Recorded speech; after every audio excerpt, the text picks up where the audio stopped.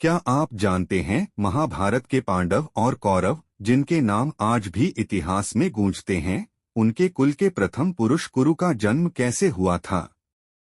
यह कहानी है एक ऐसे राजा की जिसने सूर्यदेव की पुत्री से विवाह करने के लिए वर्षों तक तप किया था। कुरुवंश के प्रथम पुरुष का नाम कुरु था। कुरु बड़े प्रतापी और बड़े तेजस्वी थे। उन्हीं के नाम पर कुरुवंश की शाखाएं निकलीं और विकसित हुईं। एक से एक प्रतापी और तेजस्वी वीर कुरुवंश में पैदा हो चुके हैं। पांडवों और कौरवों ने भी कुरुवंश में ही जन्म धारण किया था। महाभारत का युद्ध भी कुरुवंशियों में ही हुआ था। किंतु अब बात यह आती है कि कुरु कौन थे और उनका जन्म किसके द्वारा और कैसे हुआ था। वेदव्यास जी ने इस पर महाभारत में यह लिखा है। हम यहाँ संक्षेप में उस कथा को सामने रख रहे हैं। कथा बड़ी रोचक और प्रेरणादायिनी है। अति प्राचीन काल में हस्तिनापुर में एक प्रतापी राजा राज्य करता थे। उनका नाम राजा का नाम संवरण था। वह सूर्य के समान तेजवान था और प्रजा का बड़ा पालक था। स्वयं कष्ट उठा लेता था, पर प्राण देकर भी प्रजा के कष्टों को दूर करता था। संवरण सूर्यदेव का अनन्य भक्त था। वह प्रतिदिन बड़ी ही श्रद्धा के साथ सूर्यदेव की उपासना किया करता थे। जब तक सूर्यदेव की उपासना नहीं कर लेता थे, तब तक जल का एक घूंट भी वो नहीं पीते थे। एक दिन संवरण एक पर्वत पर आखेट के लिए गया। जब वह हाथ में धनुष बाण लेकर पर्वत के ऊपर आखेट के लिए भ्रमण कर रहा था, तो उसे एक अतीव सुंदर युवती दिखाई पड़ी। वह युवती सुंदरता के सांचे में ढली हुई थी। उसके प्रत्येक अंग को विधाता ने बड़ी ही रुचि के साथ संवार कर बनाया था। संवरण ने आज तक ऐसी स्त्री देखने की कौन कहे, कल्पना तक नहीं की थी। संवरण स्त्री पर आकृष्ट हो गया। सब कुछ भूलकर अपने आप को उस पर निछावर कर दिया। वह उसके पास जाकर तृषित नेत्रों से उसकी ओर देखता हुआ बोला, तन्वंगी, तुम कौन हो? तुम देवी हो, गंधर्व हो या किन्नरी हो? तुम्हें देखकर मेरा चित्त चंचल हो उठा। तुम मेरे साथ गंधर्व विवाह करके सुखोपभोग करो। पर युवती ने संवरण की बातों का कुछ भी उत्तर नहीं दिया। वह कुछ क्षणों तक संवरण की ओर देखती रही, फिर अदृश्य हो गई। युवती के अदृश्य हो जाने पर संवरण अत्यधिक आकुल हो गया। वह धनुष बाण फेंककर उन्मत्तों की भांति विलाप करने लगा, सुंदरी, तुम कहाँ चली गईं? जिस प्रकार सूर्य के बिना कमल मुरझा जाता है और जिस प्रकार पानी के बिना पौधा सूख जाता है, उसी प्रकार तुम्हारे बिना मैं जीवित नहीं रह सकता। तुम्हारे सौंदर्य ने मेरे मन को चुरा लिया है। तुम प्रकट होकर मुझे बताओ कि तुम कौन हो और मैं तुम्हें किस प्रकार पा सकता हूँ। युवती पुनः प्रकट हुई। वह संवरण की ओर देखती हुई बोली, राजन, मैं स्वयं आप पर मुग्ध हूँ, पर मैं अपने पिता की आज्ञा के वश में हूँ। मैं सूर्यदेव की छोटी पुत्री हूँ। मेरा नाम तप्ती है। जब तक मेरे पिता आज्ञा नहीं देंगे, मैं आपके साथ विवाह नहीं कर सकती। यदि आपको मुझे पाना है तो मेरे पिता को प्रसन्न कीजिए। युवती अपने कथन को समाप्त करती हुई पुनः अदृश्य हो गई। संवरण पुनः उन्मत्तों की भांति विलाप करने लगा।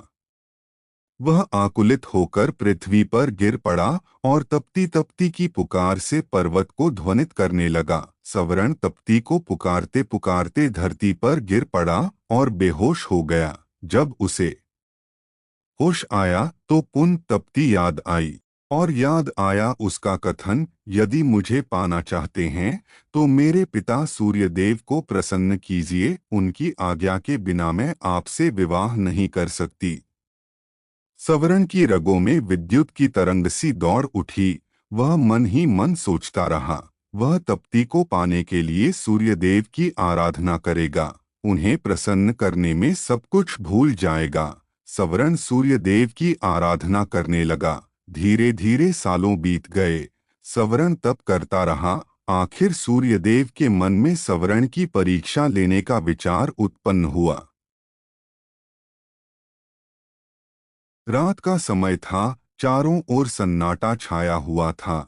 सवरण आंखें बंद किए हुए ध्यान मग्न बैठा था। सहसा उसके कानों में किसी की आवाज पड़ी, सवरण तू यहाँ तप में संलग्न है, तेरी राजधानी आग में जल रही है। सवरण फिर भी चुपचाप अपनी जगह पर बैठा रहा। उसके मन में रंचमात्र भी दुख पैदा नहीं हुआ। उसके कानों में पुनः दूसरी आवाज पड़ी, सवरण तेरे कुटुंब के सभी लोग आग में जलकर मर गए। किंतु फिर भी वह हिमालय सा दृढ़ होकर अपनी जगह पर बैठा रहा।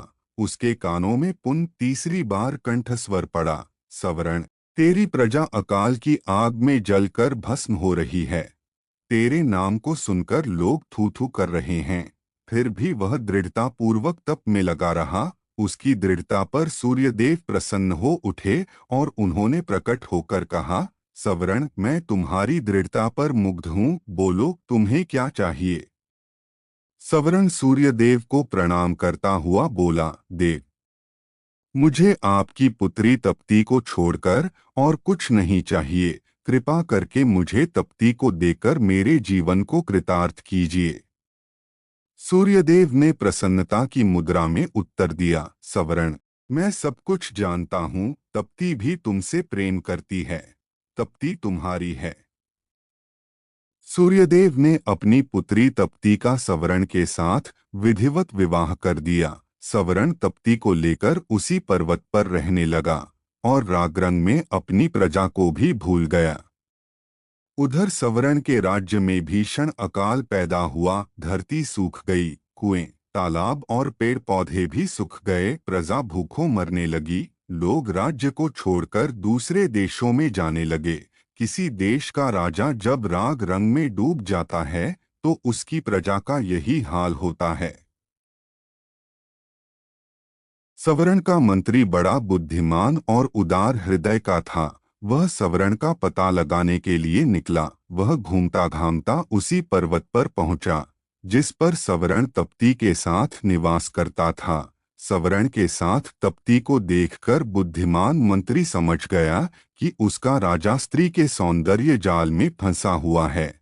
मंत्री ने बड़ी ही बुद्धिमानी के साथ काम किया। उसने सवरण को वासना के जाल से छुड़ाने के लिए अकाल की आग में जलते हुए मनुष्यों के चित्र बनवाए।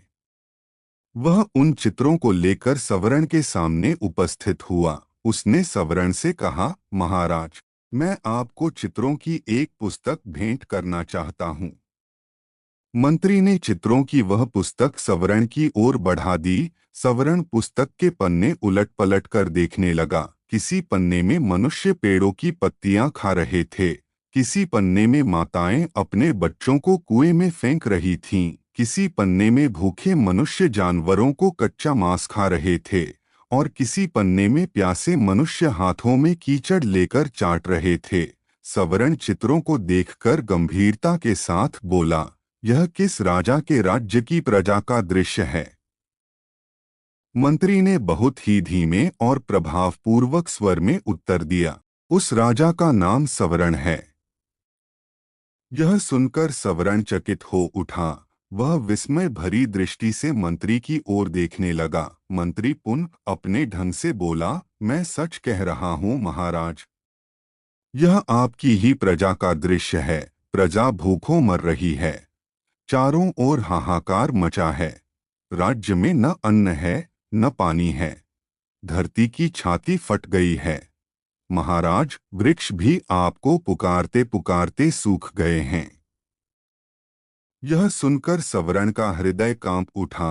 वह उठकर खड़ा हो गया और बोला, मेरी प्रजा का यह हाल है और मैं यहाँ मद में पड़ा हुआ हूँ। मुझे धिक्कार है मंत्री जी। मैं आपका कृतज्ञ हूँ। आपने मुझे जगाकर बहुत अच्छा किया। सवरण तप्ती के साथ अपनी राजधानी पहुंचा। उसके राजधानी में पहुंचते ही जोरों की वर्षा हुई। सूखी हुई पृथ्वी हरियाली से ढक गई। अकाल दूर हो गया। प्रजा सुख और शांति के साथ जीवन व्यतीत करने लगी। वह सवरण को परमात्मा और तप्ती को देवी मानकर दोनों की पूजा करने लगी। सवरण और तप्ती से ही कुरु का जन्म हुआ था। कुरु भी अपने माता पिता के समान ही प्रतापी और पुण्यात्मा थे। युगों बीत गए हैं। किंतु आज भी घर घर में कुरु का नाम गूंज रहा है।